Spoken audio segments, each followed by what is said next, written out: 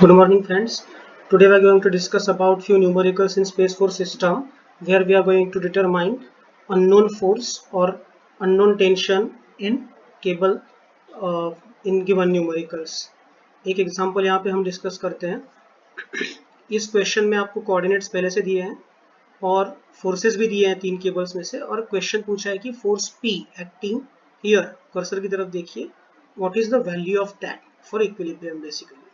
So steps are very similar for every numerical in this type. So questions में coordinates mention किए हैं, forces दिए हैं.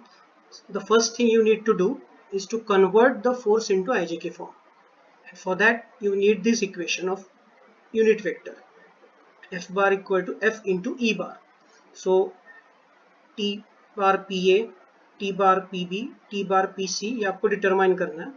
And once you know the IJK form of all the forces, you can simply apply summation of fx, summation of fy, summation of fz for the calculations. And question हमें पूछा था कि resultant क्या है उसका.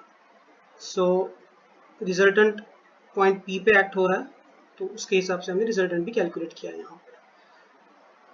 बस एक चीज आपको ध्यान में रखनी है, once you decide to do all this, keep the sequence constant. यानी अगर आप A से P तक जा रहे हैं, यानी आप अगर इसको x2, y2, z2 और इसको x1, y1 और z1 कंसिडर कर रहे हैं, तो उसके बाद जो कॉमन पॉइंट है वो हमेशा x1, y1 और z1 रहेगा, और बाकी के सारे x2, y2, z2. यानी यहाँ पे देखो, अब मैंने PA के केस में -3, -0, 0, -10, -4, -0 ऐसा लिया है.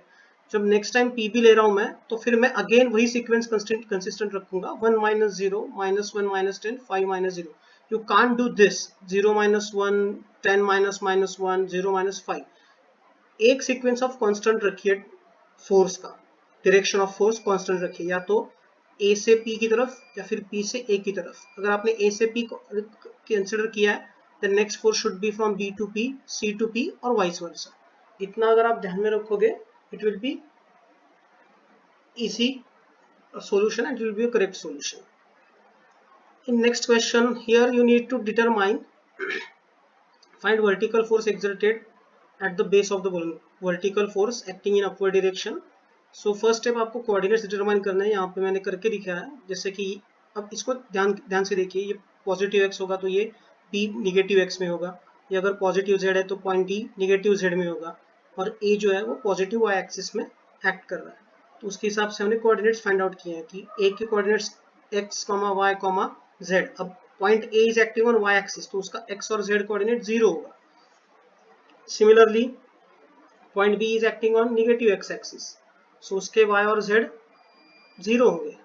उसके हिसाब से हमने कोऑर्डिनेट्स फाइंड आउट किए हैं. And again the same procedure is followed. As I said, keep the sequence of the direction of the force. अब यहाँ पे देखिए हमने AB के लिए कैसे किया है कि -4.2, -0, 0, -5.6, यही सीक्वेंस यानी CADA इसमें भी रहेगा, वही sequence from point D two point A. यानी ये x2, y2, z2 होगा, ये x1, y1, z1. आप उल्टा भी कर सकते हो, you can do it exactly opposite also, but keep that sequence consistent, keep that method consistent. Once you know all these forces in x, j, x, y, z, that is IJK format, do summation of fx equal to 0, fy equal to 0. जब fx करते हो तब सारी की सारी value जो i के साथ है उनको ऐड करना है. जब आप fy करते हो तो सारी की सारी वैल्यूज जो y के साथ है उनको ऐड करना है. जैसे यहाँ पे हमने p लिया है, p is acting at point A in vertical direction, so positive p लिया है. आप एज्यूम कर सकते हो डायरेक्शन को, एंड साइन कन्वेंशंस वही है, upward positive, downward negative. And summation of fz equal to 0, ये थर्ड कंडीशन ऐड हुई है. Now this question is from your assignment. यहाँ पे भी देखो, सबसे पहले हमने कोऑर्डिनेट्स फाइंड आउट किए हैं.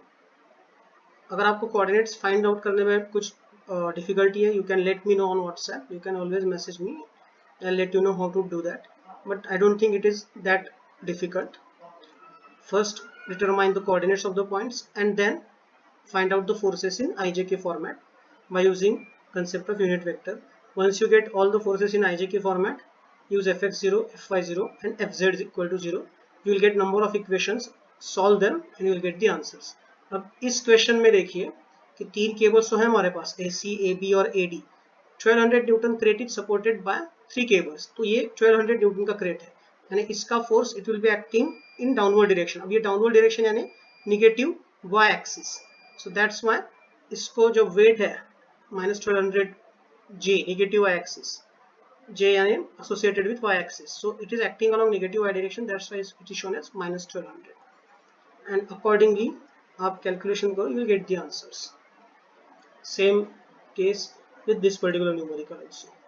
अब यहाँ पे भी once you do the practice आपको coordinates वगैरह आप directly लिख सकते हो फिगर में and you can solve the numericals. यहाँ पे भी सेम ही है, coordinates find out करो सबसे पहले, नहीं दिए तो यहाँ पे दिए हैं, फोर्सेस को कन्वर्ट करो IJ के फॉर्मेट में and then do fxy, fx0, fy0 and fz0, and this is how the questions you should be solving.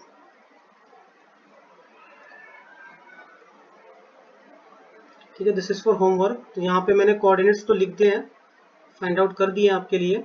सो आपको करना क्या है कि 500 न्यूटन का वेट है, so obviously it is acting along negative y axis, so उसकी value होगी -500 J.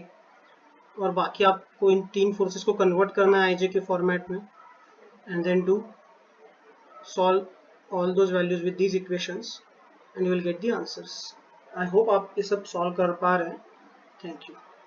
And अगर आपको डिफिकल्टी आती है, you can always contact me on WhatsApp. I may not be helpful you on that particular moment, immediately तो help नहीं कर सकता मैं. बहुत बार ऐसा होता है कि I am also busy in some work, but you can always contact me. I'll try to solve the problems that you have when I get the time. Thank you.